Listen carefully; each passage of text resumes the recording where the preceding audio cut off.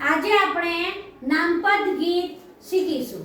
નામપદ એટલે શું તે આપણે આજે આ ગીત દ્વારા શીખવાનું છે। જેના શબ્દો છે તું તો મથુરાની જેલમાં જન્મ્યો રે, એ ધૂન ઉપરથી આપણે આ ગીત બનાવ્યું છે અને ગીત આપણે આજે ગાવાનું છે। એ તો વ્યક્તિને સૂચવતું નામ હોય, વ્યક્તિવાચક નામપદ કહેવાય છે। એ તો વ્યક્તિને સૂચવતું નામ હોય, વ્યક્તિવાચક નામપદ કહેવાય છે। તેમાં ઋતુનિતા મહેશ આવે રે, વ્યક્તિવાચક નામપદ કહેવાય છે। તેમાં ઋતુનિતા મહેશ આવે રે, વ્યક્તિવાચક નામપદ કહેવાય છે। એ તો પદાર્થ દ્રવ્ય સૂચવતો હોય, દ્રવ્યવાચક નામપદ કહેવાય છે।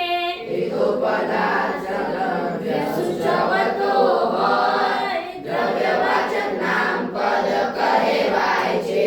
તેમાં ઘી તેલ દૂધ બધું આવે રે, દ્રવ્યવાચક નામપદ કહેવાય છે। તેમાં ઘી તેલ દૂધ બધું આવે રે, દ્રવ્યવાચક નામપદ કહેવાય છે। એ તો જૂથ સમૂહને સૂચવતા હોય, સમૂહવાચક નામપદ કહેવાય છે। એ તો જૂથ સમૂહને સૂચવતા હોય, સમૂહવાચક નામપદ કહેવાય છે। તેમાં લશ્કર ટોળું વર્ગ આવે રે, સમૂહવાચક નામપદ કહેવાય છે। તેમાં લશ્કર ટોળું વર્ગ આવે રે, સમૂહવાચક નામપદ કહેવાય છે। એ તો કશા ભાવને સૂચવતા હોય, ભાવવાચક નામપદ કહેવાય છે। એ તો કશા ભાવને સૂચવતા હોય, ભાવવાચક નામપદ કહેવાય છે। તેમાં પ્રેમ ગુસ્સો આશ્ચર્ય આવે રે, ભાવવાચક નામપદ કહેવાય છે। તેમાં પ્રેમ ગુસ્સો આશ્ચર્ય આવે રે, ભાવવાચક નામપદ કહેવાય છે। એ તો કોઈ ક્રિયા સૂચવતા હોય, ક્રિયાવાચક નામપદ આવે છે। એ તો કોઈ ક્રિયા સૂચવતા હોય, ક્રિયાવાચક નામપદ કહેવાય છે।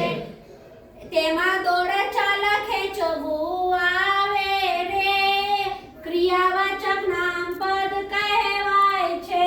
તેમાં દોડ ચાલ ખેંચવું આવે રે, ક્રિયાવાચક નામપદ કહેવાય છે। આખી જાતિને સૂચવતું નામ હોય, જાતિવાચક નામપદ કહેવાય છે। આખી જાતિને સૂચવતું નામ હોય, જાતિવાચક નામપદ કહેવાય છે। તેમાં ગાય જડ છોકરો આવે રે, જાતિવાચક નામપદ કહેવાય છે। તેમાં ગાય ઝાડ છોકરો આવે રે, જાતિવાચક નામપદ કહેવાય